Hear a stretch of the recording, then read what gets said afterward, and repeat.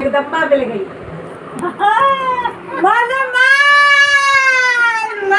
मेरी माँ जगदम्बा मिल गई। मेरी माँ पूरी भरी जवानी भर सिद्धि में इसके हाथ में रही हूँ। नहीं बताइए। हाँ, वही बचा रही है। बता रही है। हाँ। तो भाग्यो गएद बहु जन्म समर्जते न सत्संग मम चलवते पुरुषो यदा वै अज्ञान हेत कृत मोह मदांधकार नाशम वेधायहि तदोदयते विवेकः। एक जन्म नहीं अनेक जन्मों के जब भाग्य उदय होते हैं तभी श्रीमद् भागवत कथा श्रवण में रुचि हो पाती है। एक जन्म नहीं अनेक जन्म के बाद में जब कहीं भाग्य हमारा उदय होता है। अभी वो प्रेमलता जी ने कहा 5 साल से मेरे मन में एक संकल्प था श्रीमद् भागवत भागवत भागवत। तो भागवत का जहाँ संकल्प बना तो भागवत साक्षात सुनने को मिल गई। तो 5 साल से भागवत शब्द कितनी बार आया? 365 दिन होते हैं एक साल में, तो लगा लो 5 साल की अवधि में कितनी भागवत याद आई होगी। वो संकल्प यहाँ श्रवण करने के लिए पूरा होने जा रहा है। आज पूरा हो गया। तो इसी तरह से भगवान के प्रति जो आस्था बनाए हुए होता है वो ये कहे वृंदावन वृंदावन वृंदावन जाने को मन करता है कि चाहता है। तो वृंदावन याद कर लोगे तो वृंदावन एक दिन आपको बुला ही लेगा। शायद प्रेमलता ने हमसे कहा कि ममता ने हमको वृंदावन से वास्तव में जोड़ दिया।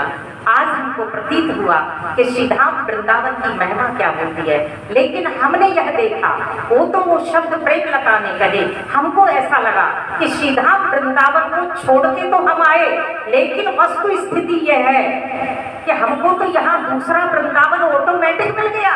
वो वृंदावन छूटा कहाँ? वो बोलो वृंदावन हमको तो साक्षात रूप में यहाँ प्रकट होता हुआ दिख गया। तो न वहाँ अंतर न यहाँ अंतर, ये अंतर जहाँ दिखाई न दे वो अपने आप ही श्रीधाम वृंदावन। बोलिए वृंदावन भक्ति धाम की जय।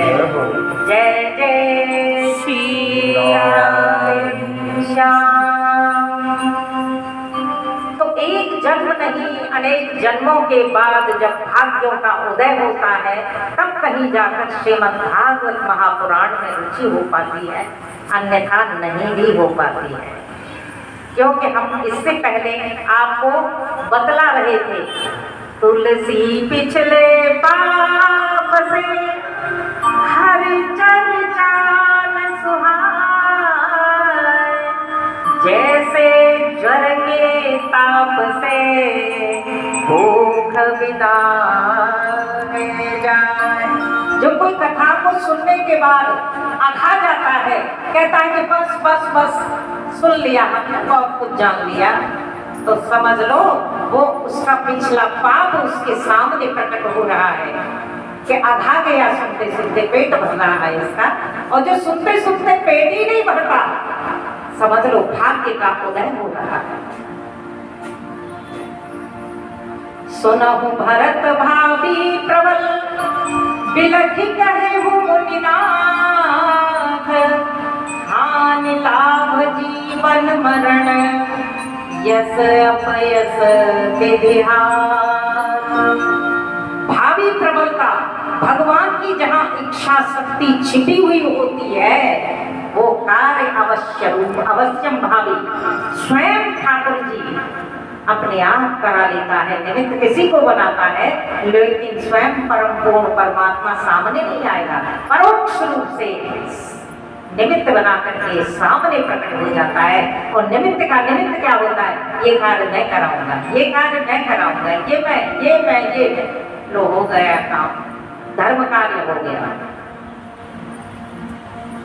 अन्यथा ये रुचि नहीं भी हो पाती है, तब किसी संत महापुरुष के सत्संग का सौभाग्य प्राप्त होता है और फिर कहीं जाकर अज्ञान रूपी अंधकार का विनाश होता है और इसके बाद विवेक की जागृति होती है। बुद्धि विवेक में अंतर होता है। बुद्धि जब खुल जाती है तो पहचान अच्छी हो जाती है कि मेरी बुद्धि ने अच्छा काम किया। हम कहते हैं ना बुद्धि ने काम कर दिया। और बुद्धि के पीछे जहाँ विवेक होता है तो विवेक माने ज्ञान, पूर्ण रूप से जब ज्ञान विकसित हो जाता है तो वहां पर व्यक्ति चोट नहीं खाता, वह जान लेता है, जान करके सारे कार्य समझदारी से करता है। लेकिन बुद्धि पहले खुलनी चाहिए, इसके बाद जब बुद्धि के बाद विवेक की जागृति हो जाती है। बोलिए श्रीमद् भागवत महापुराण की जय।